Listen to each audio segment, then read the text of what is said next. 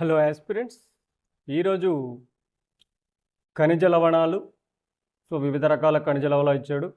అదేవిధంగా dietary fibres మరియు సంతులిత ఆహారం అంటే ఏంటి, మరి పోషకాహార లోపం వల్ల వచ్చేటువంటి వ్యాధులు ఏమేమి ఉన్నాయి అనేది క్షుణ్ణంగా చూడబోతున్నా.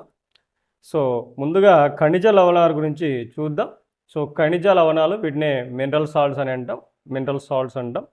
ఇవి మన శరీరానికి చాలా తక్కువ మోతాదులో అవసరమవుతాయని గుర్తుపెట్టుకోండి. ఇవి చాలా తక్కువ మోతాదులో అవసరమవుతాయి. ఇవి కూడా మనకు మైక్రో న్యూట్రియంట్స్గా మనం చెప్పొచ్చు దీన్ని. రైట్. మరి ఇవి మన శరీరానికి ఎందుకు అవసరము అంటే, శరీర పెరుగుదలకు మరియు మంచి ఆరోగ్యానికి ఖనిజ లవణాలు అనేవి అవసరమవుతాయి. మరి ఎగ్జాంపుల్గా మనకి ఏమేమి ఇచ్చాడంటే, అయోడిన్ ఇచ్చాడు.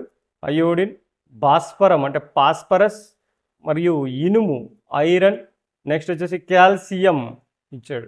చాలా ఉన్నాయి ఖనిజ లవణాలు, కానీ మనకు ముఖ్యమైనవి ఈ 4 మాత్రమే ఇచ్చాడు. కాబట్టి ఈ 4 గురించి మనం చదువుకుందాం. ఫస్ట్ వన్ వచ్చేసి అయోడిన్ చూద్దాం. అయోడిన్ ఇది సముద్ర ఉత్పత్తులు మరియు అల్లం నుండి మనకు లభిస్తుందంట ఇది. ఇక్కడ సముద్ర ఉత్పత్తులు అంటే ఏంటంటే, సముద్రం నుంచి దొరికేటువంటి ఆహార పదార్థాలు, చేపలు, రొయ్యలు, పీతలు, నత్తలు, ఇవి అనమాట.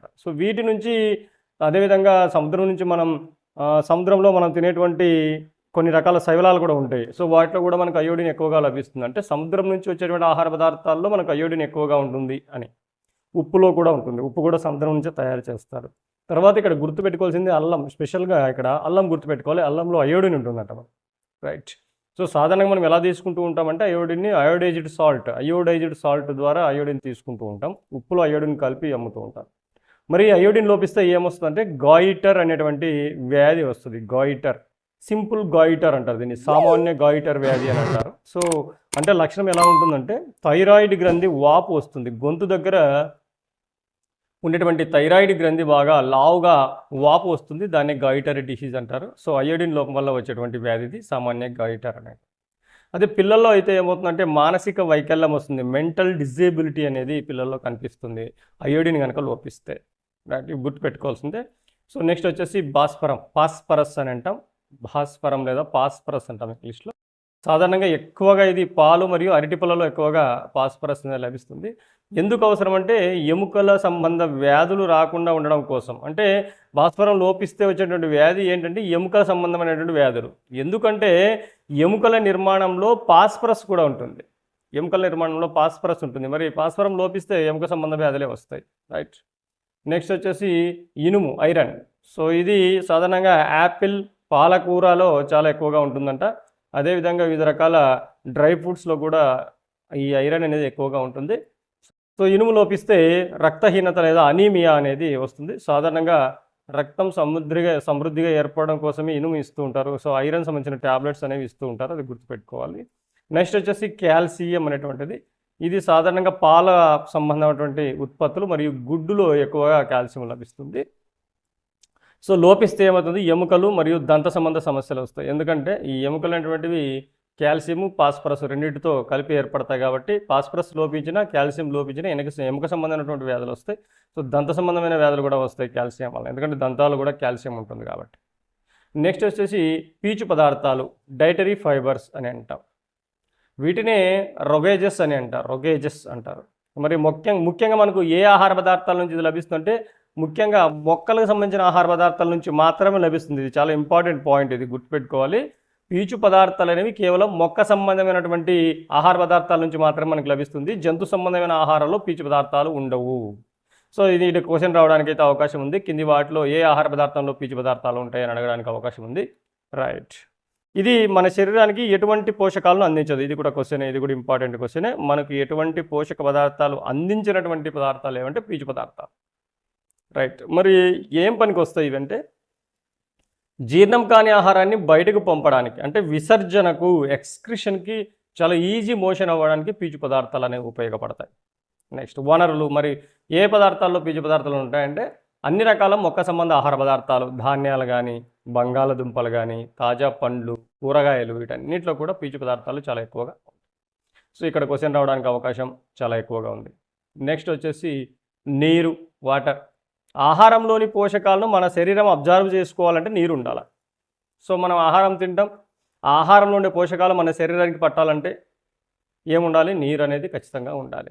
లేదు కొన్ని రకాల విసర్జక పదార్థాలు మూత్రం ద్వారా కానీ చెమట ద్వారా కానీ బయటకు పోవాలంటే, వ్యర్థ పదార్థాలు బయటికి పోవాలంటే కూడా నీరు అనేది అవసరం. ఇది మనకందరికీ తెలిసిన విషయమే. నెక్స్ట్ ఇంపార్టెంట్ వన్ వచ్చేసి సంతులిత ఆహారము, లేదా సమతుల ఆహారము, లేదా బ్యాలెన్స్డ్ డైట్ అని అంటాం. ఇది చాలా ఇంపార్టెంట్. ఇది మనకు సిలబస్లో ప్రత్యేకంగా ఇవ్వడం జరిగింది. మరి అంటే ఏంటంటే ఇక్కడ మనకు కనిపిస్తుంది సంతులిత లేదా సమతుల లేదా బ్యాలెన్స్డ్ అంటే అన్ని రకాల పోషక పదార్థాలు సమపాలల్లో ఉన్నటువంటి ఆహారం. సో మనం తీసుకునే ఆహారంలో అన్ని రకాల పోషక పదార్థాలు సమపాలల్లో ఉండాలి. మరి ఆహారం సరిగా ఉడికించడం వల్ల పోషకాలు కోల్పోకుండా ఉంటాయి. ఆహారం సరిగా ఉడికించడం వల్ల పోషకాలు కోల్పోకుండా మనం ఆహారం తీసుకోవచ్చు. ఆహారం వండేటప్పుడు కొన్ని ఆహారాలు కోల్పోతూ ఉంటాం. ఎలా కోల్పోతూ ఉంటామో చూద్దాం. చూడండి, నిమ్మరసం వేడి చేస్తే విటమిన్ సి నశిస్తుంది. ఇది ఒక ఎగ్జాంపుల్గా చెప్పొచ్చు. ఆహారం వండేటప్పుడు కొన్ని పోషకాలు కోల్పోతాము అనడానికి. అంటే ఆహారం వండేటప్పుడు కనుక నిమ్మ రసం అందులోకి పిండేసి బాగా ఫ్రై చేస్తే ఆ నిమ్మరసంలో ఉన్నటువంటి విటమిన్ సి అనేది నశించిపోతుంది. వేడి చేస్తే నశించే విటమిన్ సి అని చెప్పుకున్నాం. విటమిన్ సి వేడి చేస్తే నశిస్తుంది అని చెప్పాం. సో ఈ విధంగా వండేటప్పుడు కూడా కొన్ని పోషక పదార్థాలు మనము కోల్పోతూ ఉంటాం. అదేవిధంగా కూరగాయలు పండ్లను కోసిన తర్వాత లేదా తొక్క తీసిన తర్వాత కడగడం వలన కొన్ని విటమిన్లు కోల్పోతూ ఉంటాం. అంటే కూరగాయలు కానీ పండ్లను కానీ ముందే బాగా కడిగి కోసుకొని వండుకోవాలి లేదా తినాలి. అంతేగాని కోసిన తర్వాత మళ్ళీ కడగరాదు. అలా కడగడం వల్ల చాలా రకాల విటమిన్లు కోల్పోతూ ఉంటాం. అదేవిధంగా పండ్ల తొక్కలు తీస్తూ ఉంటాం. ఆ తొక్కలు తీసినప్పుడు ఆ తొక్కలో చాలా రకాల విటమిన్లు ఖనిజ లవణాలు కూడా ఉంటాయి. అలా కూడా ఆహారాన్ని మనం కోల్పోతూ ఉంటాం. మరియు బియ్యం కానీ పప్పులు కానీ చాలా ఎక్కువ సార్లు పదే కడగడం వల్ల కూడా కొన్ని విటమిన్లు ఖనిజ లవణాలు మనం కోల్పోతాం. సో ఎక్కువ సార్లు కడగకూడదు బియ్యం కానీ పప్పు దినుసులు కానీ. సో అసలు ఎందుకు వండుతామంటే వండడం వలన ఆహారానికి రుచి పెరుగుతుంది మరియు సులభంగా కూడా జీర్ణం అవుతుంది. సో ఆహారానికి రుచి పెంచడానికి మరియు సులభంగా జీర్ణం అవ్వడానికి ఆహారం వండుతున్నాం. సో ఇక్కడ క్వశ్చన్ అడగొచ్చు, ఆహారాన్ని ఎందుకు వండుతామని. రైట్, సో ఛాన్స్ ఉంది. మరియు ఇంకొక పాయింట్ ఇచ్చాడు, కొవ్వు పదార్థాలు ఎక్కువగా తింటే ఊబకాయం వస్తుంది. అవును, కొవ్వు పదార్థాలు ఉండే ఆహారాలు ఎక్కువ తినుకుంటే బాగా లావ్ అయిపోతాం. దాన్ని ఊబకాయం అని అంటాము. సో ఇక్కడ ఒక పాయింట్ కూడా మిస్ అవ్వకూడదు అనే ఉద్దేశంతో ఈ పాయింట్ కూడా రాయడం జరిగింది.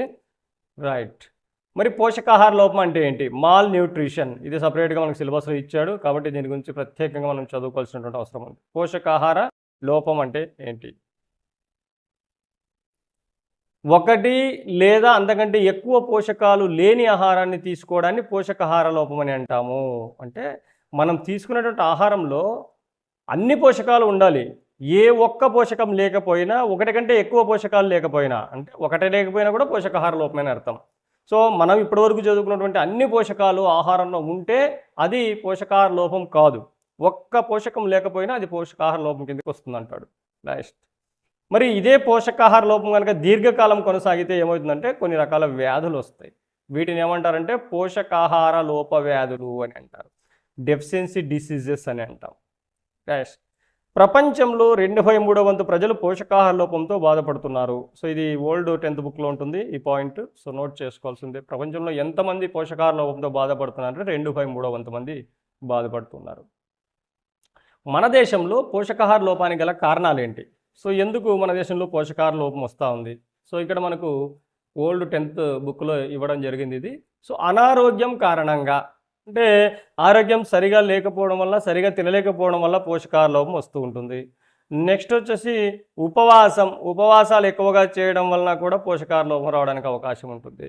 మూడోది అవగాహన లోపం, అంటే పోషకాల మీద అవగాహన లేకపోవడం. ఏ పోషక పదార్థం తీసుకోవాలి అనేటువంటి అవగాహన లేకపోవడం వల్ల ఏదో ఒకటి తినేయడం. సో ఓన్లీ రైస్తో పాటు చింతొక్కు లేదా గొడ్డు కారంతో తినడం లాంటి అలవాట్లు ఉండడం వల్ల, అవగాహన లోపం వల్ల కూడా మనకు పోషకాహార లోపం మన దేశంలో వస్తూ ఉంది. సామాజిక ఆర్థిక కారణాలు, అంటే సామాజిక కారణాలు ఆర్థిక కారణాలు కూడా ఉన్నాయి. సో సామాజిక కారణాలు ఏమున్నాయంటే సమాజంలో కొంతమంది కొన్ని కమ్యూనిటీస్ వాళ్ళు నాన్ వెజ్ తినకూడదు అనేటువంటి ఒక నియమం కానీ, లేదా వెల్లుల్లి తినకూడదు అనేటువంటి ఒక నియమం ద్వారా కానీ ఇలా కూడా కొన్ని రకాల పోషకాలు కోల్పోతున్నారు.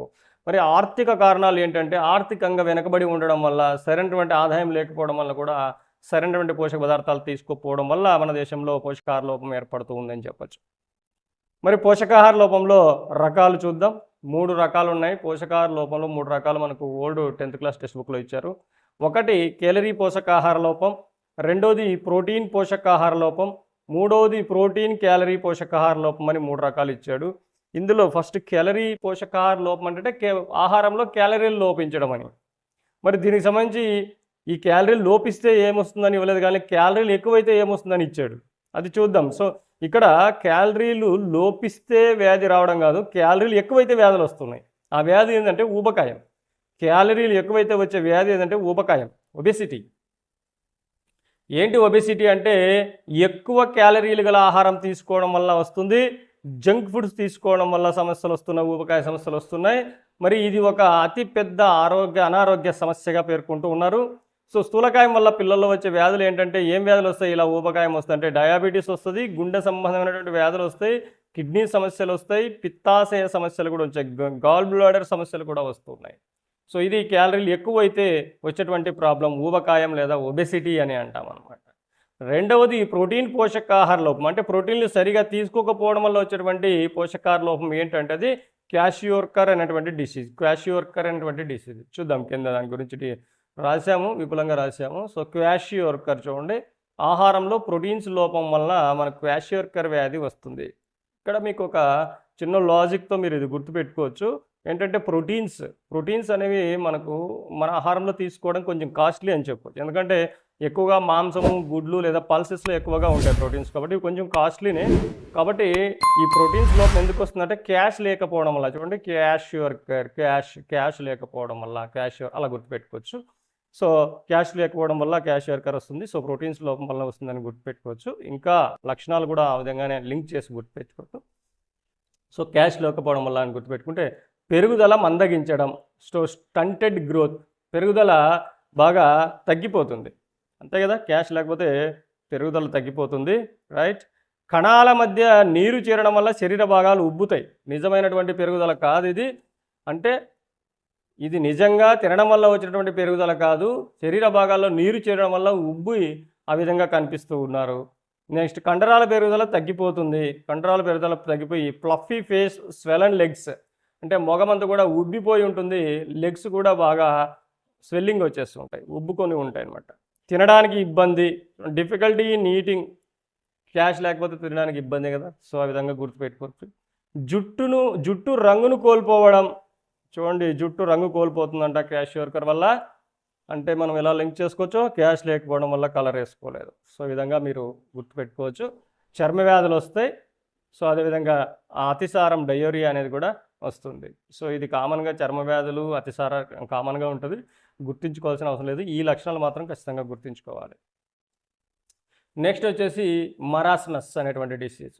ఏ లోపం వల్ల వస్తుందంటే కార్బోహైడ్రేట్స్ మరియు ప్రోటీన్ల లోపం, రెండింటి లోపం వల్ల వచ్చేటువంటి వ్యాధి ఇది గుర్తుపెట్టుకోవాలి. మెరాస్మస్ వేటి లోపం వల్ల వస్తుందంటే కార్బోహైడ్రేట్స్ మరియు ప్రోటీన్స్ వల్ల, రెండింటి వల్ల కూడా వస్తుంది. సో ముఖ్యమైన కారణం ఏం చెప్పారు అంటే వెంటనే గర్భం దాల్చడం వల్ల. అంటే ఒక స్త్రీ వెంటనే గర్భం దాల్చడం వల్ల అంతకుముందు ఉన్నటువంటి చిన్న బేబీకి సరిగ్గా పాలు పట్టకపోవడం లేదా సరైన ఆహారం ఇవ్వకపోవడం వల్ల ఈ వ్యాధి వస్తూ ఉంటుంది సాధారణంగా. అంటే ఆ బేబీని చూసుకునే వాళ్ళు ఉండరు. సో అదేనమాట. సో పెరుగుదల అనేది ఇక్కడ పూర్తిగా ఆగిపోతుంది. చూడండి, అక్కడ క్వాషియోర్కర్లో అయితే స్టంటెడ్ గ్రోత్ అనమాట, అంటే తగ్గుతుంది పెరుగుదల. ఇక్కడ మెరాస్మస్లో పూర్తిగా ఆగిపోతుంది.